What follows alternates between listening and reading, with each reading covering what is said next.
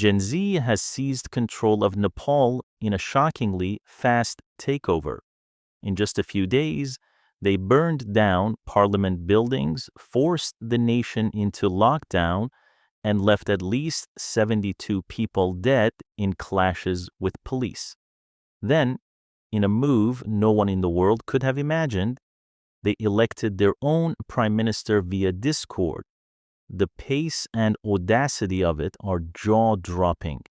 But the part that should terrify governments globally, this all happened through a single Discord server and encrypted messaging apps that authorities cannot shut down.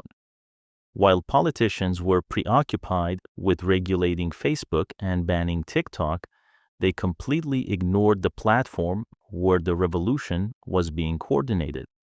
Discord, dismissed as just a gaming app, became the central hub of a real-life political coup. The mastermind, known as Gens, rallied supporters around a server called Youth Against Corruption. It had 145,000 members with real-time voice channels, coordinating street movements, text channels, reporting live updates from across the country, and moderators who shifted from organizing gaming tournaments to orchestrating a government overthrow. The first sparks appeared when university and the school students marched in Kathmandu, waving flags, chanting, laughing, and taking selfies until gunfire erupted. On day 1, 19 people died and over 100 were wounded. This unleashed a chain reaction that led to one of the swiftest government collapses in modern history. Buildings and cars were torched, including the parliament and the nation's largest media house. Politicians were dragged from their homes, paraded in public, and humiliated. One finance minister blindfolded and marched down a river in his underwear before being airlifted. Within 120 hours, Nepal's government had fallen, and the former Chief Justice, famous for anti-corruption efforts, was elected via Discord as the country's first female prime minister. This unprecedented digital revolution revealed how technology can outmaneuver even the most entrenched authorities. It all began with a social media ban that young people refused to accept. On September 4th, Nepal's Ministry of Communications blocked 26 platforms. Their crime? Missing bureaucratic paperwork. Facebook, Instagram, WhatsApp, and YouTube, the lifelines of 30 million Nepalis, vanished overnight. Only TikTok and Viber remained online. Prime Minister KP Sharma Oli, 73 and a Communist Party veteran, likely saw this as routine governance. But he failed to understand that Nepal's median age is just 25. Social media is a lifeline for youth, jobs, freelancing, family connections, and working abroad. The backlash was immediate. VPN provider Proton VPN reported Nepal signups surging 6,000% in just 3 days. Young people saw this as a direct attack on their future. By September 9th, peaceful demonstrations erupted when police opened fire. Mob attacked the former prime minister's house, setting it ablaze with his wife inside.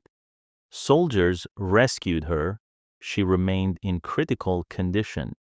Hundreds of criminals escaped prison. Over 10,000 remain at large, and 2,000 were injured, along with the 72 fatalities. The government was collapsing, and the Home Minister resigned in responsibility. The unrest had been brewing for years. Nepal is slightly wealthier than before, but faces extreme inequality and soaring youth unemployment. The face of this uprising was 16-year-old Vishwal, who 6 months earlier delivered a viral speech at his school's anniversary. We are bounded by the chains of unemployment, fleeing abroad in search of opportunities. We are trapped by the selfish games of political parties, Corruption has woven a web that is extinguishing the light of our futures. Youth, rise! We are the torch bearers of change. If you do not raise our voices, who will? Corruption via the Nepo Kids hashtag campaign, exposing how politicians' children lived luxuriously abroad while ordinary citizens struggled. The social media ban only strengthened the resolve.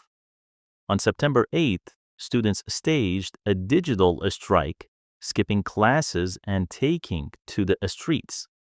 Discord, ignored by the government, became their mission control, turning ordinary protests into a highly organized movement. Discord's design for real-time coordination, initially made for gaming, became the perfect tool for the street activism. Protesters also used BitChat, a decentralized messaging system that works over Bluetooth, needing no internet or servers. Tutorials circulated on how to protest safely, dress inconspicuously, and regroup after police attacks. When police fired, Discord channels directed movement, coordinated impromptu ambulances, and gave journalists precise reporting updates. Moderators became logistics commanders, volunteers tracked wounded, and the students on motorcycles acted as first responders. Some protesters were armed, and police were overwhelmed while the army remained cautious, known for peacekeeping rather than suppression. By September 10th, Nepal had effectively no functioning government. The prime minister fled, the home minister resigned, and the Youth Against Corruption Discord server became a provisional parliament. After deliberation, the server members selected former Chief Justice Sheila Kaki, 73, as interim prime minister.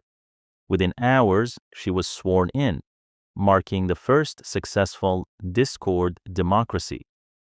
Elections were scheduled for March 2026.